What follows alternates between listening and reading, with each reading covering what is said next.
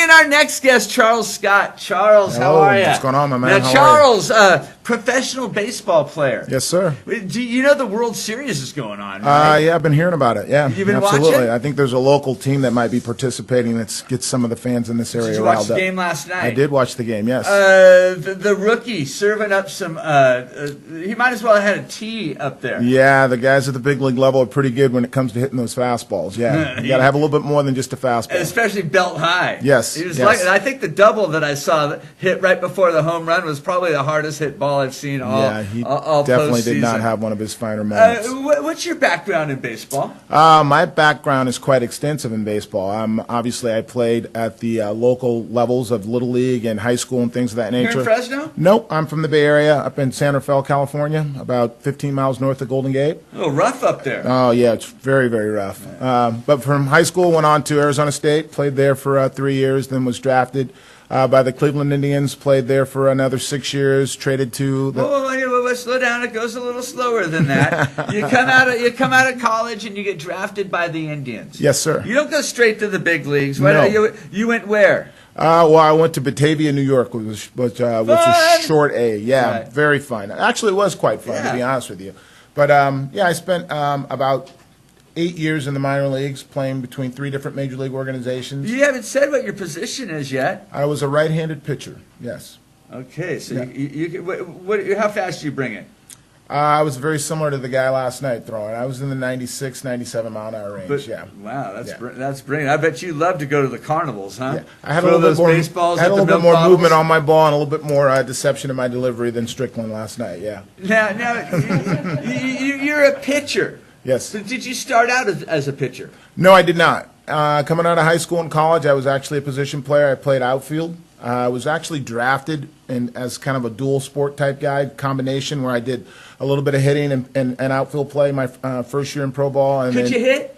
I was a very good hitter, yes. Yeah. Yeah. I played on a collegiate team that had 14 players drafted, and I actually hit third and fourth in the lineup. So a lineup that consisted of... Any names we might recognize at Arizona State? Yeah, there were several names that you might recognize. First would be Louis Medina, played at the major league level. Don Wakamatsu, who is actually the bench coach for the Kansas City Royals right now, played at the major league level. Doug Henry, who was actually the bullpen coach for the Kansas City Royals. Oddibe McDowell, who played the major league for a number of years. Mike Devereaux also played in the major leagues. And then probably the most infamous and famous of all would be Barry Bonds, my roommate, my freshman year there. I'm going to just go ahead and say he's not as big as a jerk as everybody says he is. He is absolutely not as big of a jerk as most people say he is. I think that people... It's tough. I mean, he grew up Bobby Bonds' son. Yeah. He grew up Willie Mays' grandson. Yeah. There's a lot of entitlement there. He could have been a jerk to Yeah. everybody, but Yeah. I think that his problem that everybody saw on the front was a problem that he had with the media. Yeah, You know? well, most professional athletes have some type of degree of problems with the media, so he's not the first. But Barry's definitely set in his ways. You know, he's a very determined and a very, sure of himself type person. And Was he that good, or did he practice that hard? I think it was a combination of both. I mean, he's got superior You never talent. hear about what his work ethic was. I mean, and he certainly made things look really easy. Yeah, really easy. Yeah. Well, I think his work ethic is well known amongst us athletes. He was a really, really hard worker, and he's a very intelligent baseball player. But he's also extremely gifted. There's no question about that. When he was young, he wasn't known for his power, Right. but he was certainly known for putting that bat on the ball. Right. What impressed you the most about Well, him? I mean, when you say power, I would think based on his size, he didn't come out of college, I think, as a real physically opposing type person. 6'2", maybe about 175 pounds, so you wouldn't expect the power. But quite honestly, if you look at his college stats, he hit 22, 23 home runs as a collegiate athlete. So he had a lot of power back then as well. So, out of all this, do you get to play in the big leagues? Yeah, I played in the big leagues for a short while. I spent 1988. I was added to the major league roster with the Cleveland Indians. Unfortunately for me, I had an arm injury that prevented me from continuing at that level. But played for nine seasons throughout the minors and the majors, and then went on to become a major league scout for another 9 seasons after that. So my background with regard to baseball is pretty extensive. after all you go through, the little league and the high school and the college, the minor leagues, because the minor leagues is tough, man. It's not as glamorous as people think it is. You make it to the big leagues, throw out your arm. You're still a scout, but man, that's got to be heartbreaking. It was, I mean, I think as you're going through those types of things, you learn to deal with whatever issues that come along at that time. It's not easy. I think it's a little bit tougher when you look back on your career and you have your regrets and wish that things could have been a little bit different, especially when you see some of your close friends and people that you've played with and maybe people that you were probably a little bit better than succeeding at that level. It can be a little frustrating then. But, once again, I think God has a special place for all of us. And, I'm very fortunate and blessed to be doing what I'm doing right now, and I love it. Can you still bring it? Not to that degree, but I can still do well enough to strike out your 8-year-old. Nice. All right, I just teach him to lean into it. Yeah. So how do you get to Fresno? Well, I used to come down here as a scout. Spent a lot of time in the Central Valley here, down here evaluating talent, and actually drafted a few guys from this local area here. And I found that the baseball area or the baseball people down in this area were extremely crazy and very enthusiastic about baseball. I had originally started a company up in the Bay Area called Future Prospects Baseball, where we were doing a lot of coaching and private lessons and camps and clinics and travel teams and all that stuff.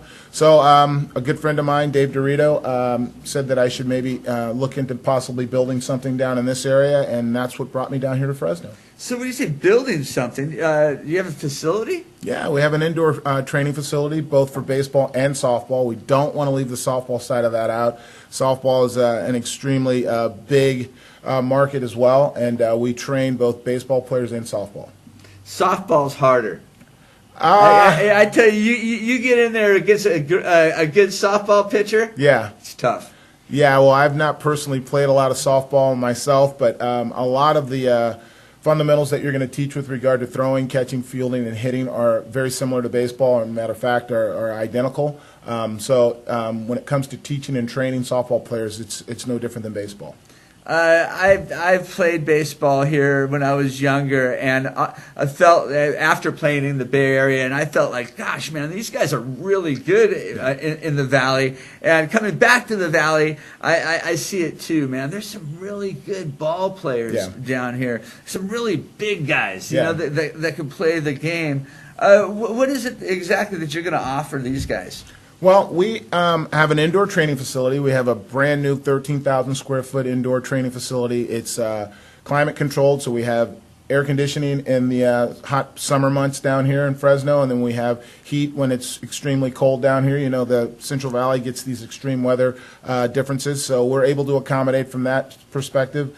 We have a lot of experienced coaches, guys that have played at a very high level, either Division I caliber level or, like myself, the professional levels, that are going to help train kids and give them the proper fundamentals, give them a lot of personal insight to what it takes, not only from a physical standpoint as far as mechanical things, but also working on their mental aspect and getting them to understand and deal with the failures and successes of being an athlete and having to battle through your fears and your adversities and things of that nature. So we're trying to create an extremely well-rounded program that takes younger kids as well as middle-aged and older kids and provides something of use to all of them. What's it cost? Well, we have a lot of different prices depending on what it is you're looking for. I mean, like I said, can I go in there and just jump in the batting cages? Absolutely, you sure can. We have walk-in rates. You can walk right in and jump into one of the cages and take some swings. It's I think our lowest price is like $10 for 15 minutes of swings. You get about 90 balls in that span of time. $10 would kill me. Yeah. Well, that's what I think too. A lot of people don't realize. I mean, in 15 minutes of hitting, you can get about 85 to 90 balls, which is a lot of swings. I mean, obviously the machines turn off and you can rest in between your time, but if you are in shape rather, and want to go in there and maximize your time, you can get a lot of swings in for a very limited amount of money. Where are you located at? 5125 North Gates. It's right off of Shaw and Gates over by the gun range, and I believe behind Costco. Right, exactly, right behind Costco, right there, yeah. What are your hours, Charles? We're open on weekdays from 3 p.m. up until 9 p.m. And on the weekends we're from 12 to 6. 12 to 5, rather. I'm sorry. I 12 to can't 5. wait to go hit some baseballs. We've been talking about that. Yeah, you guys should come by. Charles, thanks a lot for Awesome. coming by. Thanks for man. having me. It's I great appreciate talking it. with you. All right, you too. And go Giants. There you go. All Sounds good. right. We're going to take a quick commercial break, and we'll be right back on the Buzz. Stick around.